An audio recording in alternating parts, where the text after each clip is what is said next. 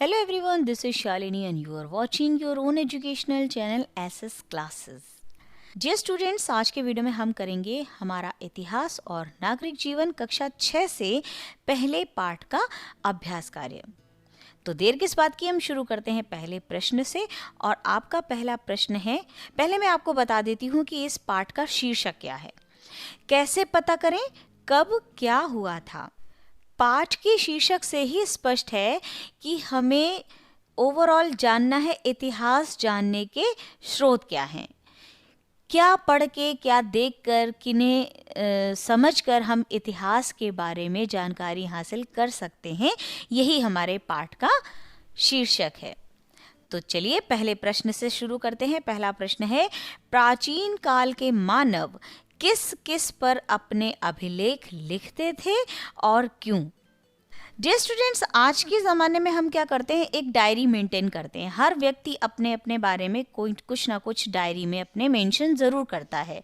यानी उस व्यक्ति की डायरी पढ़ने के बाद हम उस व्यक्ति के व्यक्तित्व के विषय में अच्छे से जानकारी हासिल कर सकते हैं। इसी प्रकार प्रश्न में पूछा गया है कि प्राचीन काल के मानव किस किस पर अपने अभिलेख लिखते थे और क्यों।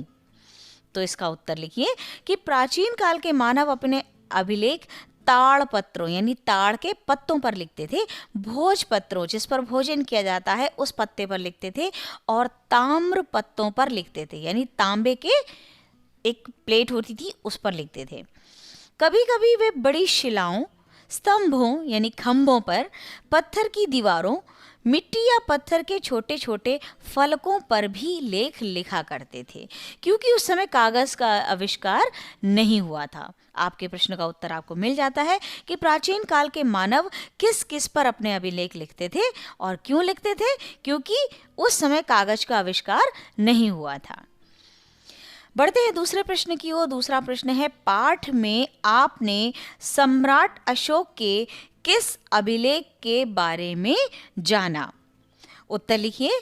पाठ में सम्राट अशोक के लुम्बिनी अभिलेख का उल्लेख है, जो रुम्मिनदेई अभिलेख का अंश है।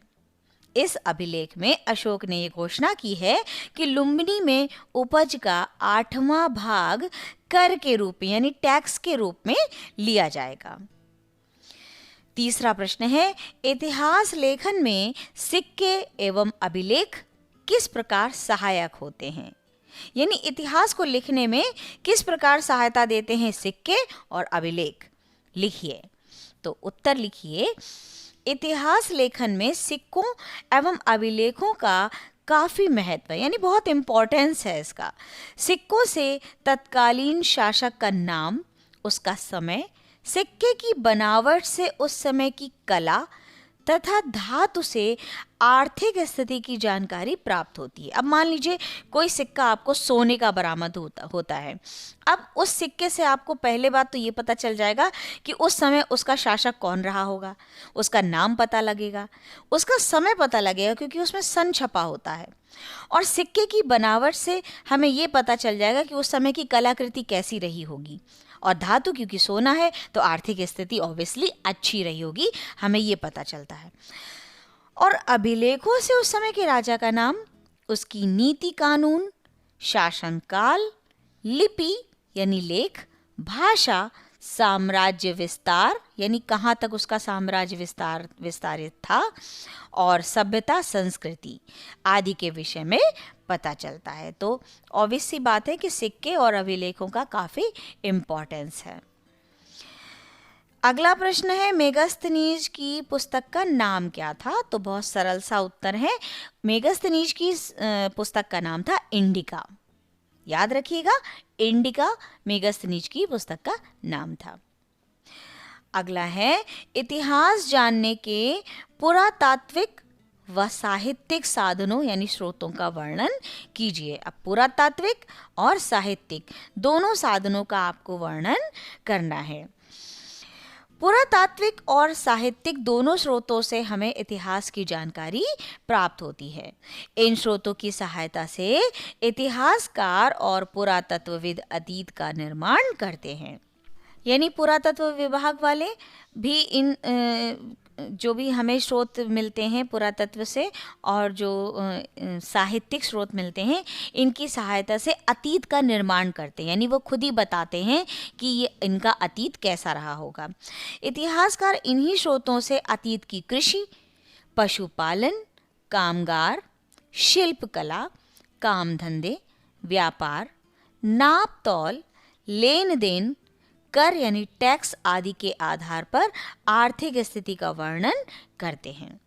घर परिवार, स्त्रियों की स्थिति, शिक्षा, रहन सहन, खान पान, वेशभूषा, मनोरंजन, त्योहार, मेले आदि के आधार पर सामाजिक तथा शासक, प्रजा, प्रशासन, सुरक्षा व सैन्य व्यवस्था के आधार पर राजनीतिक स्थिति की जानकारी प्रदान करते हैं। इसी प्रकार कला, आचार विचार, ज्ञान विज्ञान की मान्यताएं, धार्मिक विश्वास, देवी देवता, पूजा पाठ एवं परंपराओं के आधार पर धार्मिक एवं सांस्कृतिक स्थिति का वर्णन करते हैं।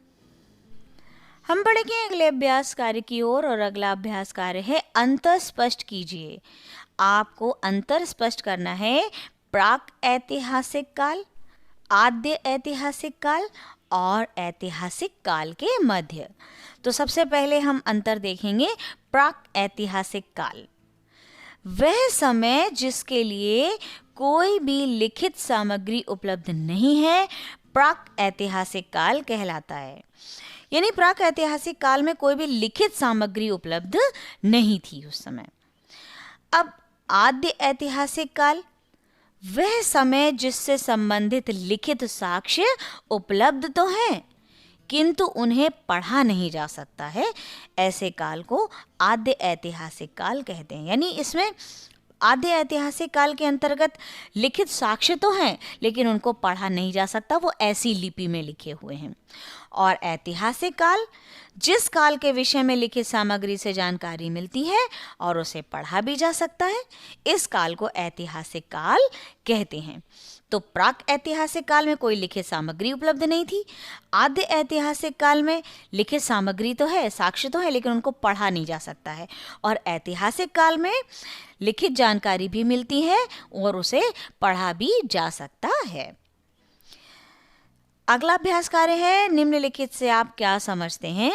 पुरातत्ववेत्ता और इतिहासकार, इससे आप क्या समझते हैं? तो सबसे पहले हम समझेंगे कि पुरातत्ववेत्ता कौन है।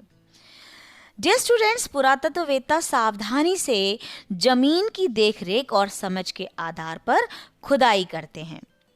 खुदाई से प्राप्त छोटी वस्तुओं से वे लिखित दस्तावेज तैयार करते हैं, यानी उस पर असाइनमेंट लिखते हैं कि एक कोई भी चीज़ उन्हें, उदाहरण के तौर पर मान लीजिए कोई मूर्ति मिलती है तो उस पर वो फिर अभिलेख लिखते हैं, दस्तावेज तैयार करते हैं और इन्हीं वस्तुओं के आधार पर हमें अतीत की जानकारी प्राप्त होती है। अगर पुरातत्ववेत्ता नहीं होते तो हमें पुरातत्व विभाग से जो भी चीज़ें मिली हैं, हमें उनके विषय में कुछ भी जानकारी नहीं मिलती अगर वो कुछ भी दस्तावेज तैयार नहीं करते तो।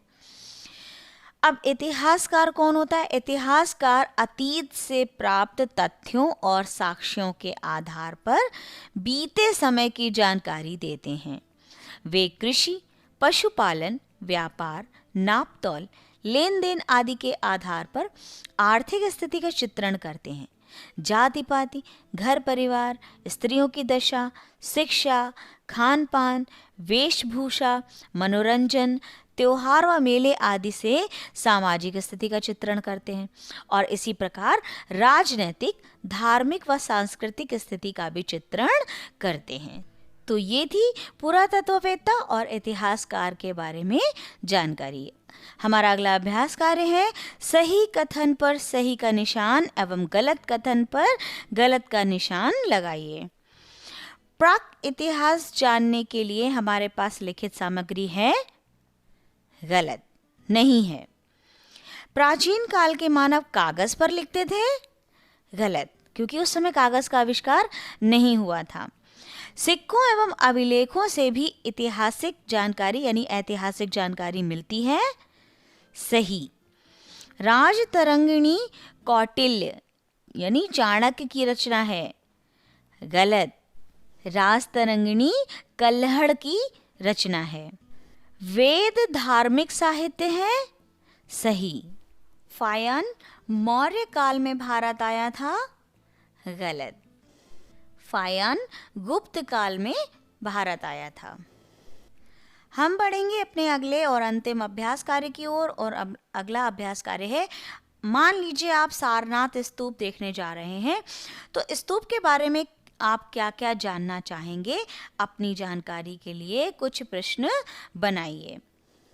आप उत्तर लिख सकते हैं कि सारनाथ स्तूप देखते समय हम उस विषय में निम्नलिखित बातें जानना चाहेंगे, जैसे इसका निर्माण कब हुआ, इसका निर्माण किसने करवाया, इसके निर्माण के पीछे उद्देश्य क्या था, इसका डिज़ाइन बनाने वाला वास्तुकार कौन था, सारनाथ स्तूप कहाँ है और इसकी संरचना का आधार क्या है, इत्यादि इत्यादि।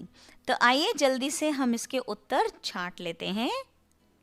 तो सबसे पहला प्रश्न आपका कि सारनाथ स्तूप कहाँ स्थित है, तो भारत के उत्तर प्रदेश राज्य के वाराणसी जिले के मुख्यालय वाराणसी से लगभग 10 किलोमीटर पूर्वोत्तर में स्थित प्रमुख बौद्ध एवं हिंदू तीर्थ स्थल है।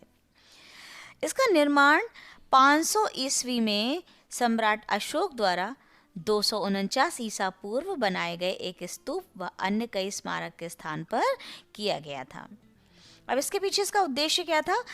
ज्ञान प्राप्ति के पश्चात भगवान बुद्ध ने अपना प्रथम उपदेश यहीं दिया था, अतः इसलिए इसका निर्माण यहाँ कराया गया है। यह सारनाथ की सबसे आकर्षक रचना है। इस बेलनाकार स्तूप का आधार व्यास 28 मीटर है, जबकि इसकी ऊंचाई 43.6 मीटर है। और सारनाथ स्तूप को बनवाने में ईंट और रोड़ी और पत्थरों को बड़ी मात्रा में इस्तेमाल किया गया है। स्तूप के निचले हिस्से में शानदार फूलों की नक्काशी की गई है। जी स्टूडेंट्स, यहीं पर समाप्त होता है हमारा ये अध्याय। हम जल्द ही मिलेंगे नए वीडियो में अगले आवश्यक अभ्यास कार्य के साथ। तब तक के लिए अपना विशेष ध्यान रखिए, वीडियोस देखते रहिए, मेरे इस चैनल को सब्सक्राइब कीजिए और हाँ, बेल आइकन दबाना बिल्कुल मत भूलिए ताकि मेरे नए वीडियो के आने का नोटिफिकेशन आपको सबसे पहले मिल सके। खूब पढ़ें, खूब बढ़ें। Thank you.